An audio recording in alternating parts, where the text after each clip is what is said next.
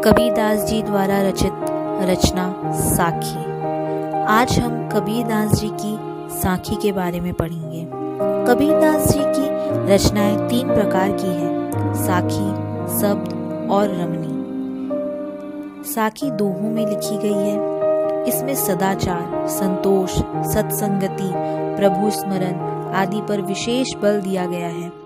शब्दों में योग साधना और भक्ति भावना के पद हैं और रमणियों में जीव, ब्रह्मा और माया का वर्णन है। आज हम कबीरदास जी की साखी पढ़ेंगे। साखी का पहला दोहा है: गुरु गोविंद दोऊ खड़े, काके लागू पाए, बलिहारी गुरु आपनो, जिन गोविंद दियो बताए। कवि कहते हैं कि गुरु और भगवान दोनों मेरे सामने खड़े हैं। मैं पहले किसके चरण स्पर्श करूं? मुझे पहले गुरु के चरण में श्रद्धा, प्रेम और भक्ति से स्वयं को न्यौछावर कर देना चाहिए, क्योंकि गुरु ने ही मुझे ईश्वर तक पहुंचने का रास्ता बताया है। दोहे का भाव यह है कि गुरु हमारे अज्ञान को मिटाकर ज्ञान का प्रकाश देते हैं, जिससे हम भगवान तक पहुंच सकते हैं। अतः शिष्य के लिए गुरु का महत्व गोविंद से भी अधिक होना चाहिए। कहने का तात्पर्य है कि जब गुरु और गोविंद दोनों खड़े हों तो हमें गुरु के चरण पहले स्पर्श करने चाहिए, क्योंकि उन्होंने ही हमें भगवान से मिलाया है, उन्होंने ही हमें भगवान की पहचान कराई है। दूसरा दोहा है: जब मैं था तब हरि नहीं, अब हरि है मैं नाही। प्रेम गली अति साकरी, तामे दोना समाही। कबीरदास जी कहते हैं कि जहाँ घमंड होता है, अहंकार होता है, वहाँ भगवान का वास नहीं होता है। जहाँ भगवान विराजते हैं वहाँ अहम नहीं हो सकता, क्योंकि प्रेम की गली अत्यधिक तंग है। उसमें अहंकार और ईश्वर एक साथ नहीं रह सकते। अहंकार मनुष्य के लिए अभिशाप है। अहंकारी व्यक्ति कभी भगवान को नहीं पा सकता।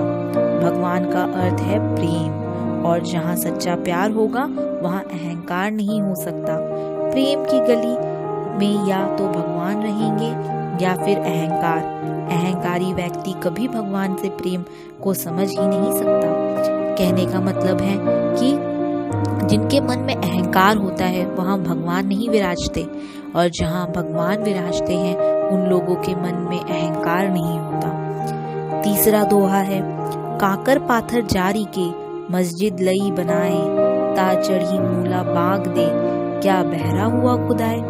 कबीरदास जी ने हिंदू तथा मुसलमानों की धार्मिक रूढ़ियों पर गहरी चोट की है। इस दोहे में कवि मुसलमानों की आराधना पद्धति पर करारा व्यंग करते हुए कहते हैं कि पत्थर पत्थर जोड़ के तुमने पूजने का स्थान तो बना लिया, और उसमें मूला बाग देता है और खुदा को बार बार पुकारता है, तो क्या खुदा बहरे हो गए हैं जो हमें बार बार उन्हें पुकारने की जरूरत पड़ रही है?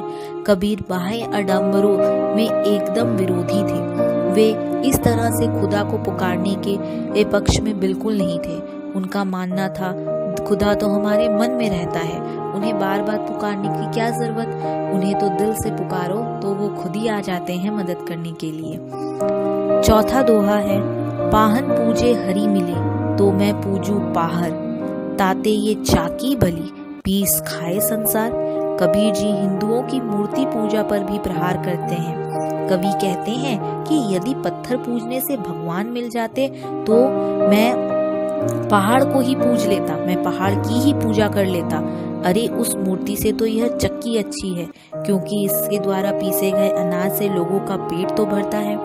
कवि की दृष्टि में भगवान पत्थर की मूर्ति में नहीं, वह तो सबके हृदय में वास करते हैं। कहने का मतलब है कि अगर हम चाहें मूर्ति को पूजें या ना पूजें, पर अगर हमारे मन में भगवान के प्रति अटूट श्रद्धा, अटूट विश्वास हो तो भगवान हमें जरूर मदद करते हैं। वो हमारी सहायता करने के लिए जरूर आते हैं। ठीक है।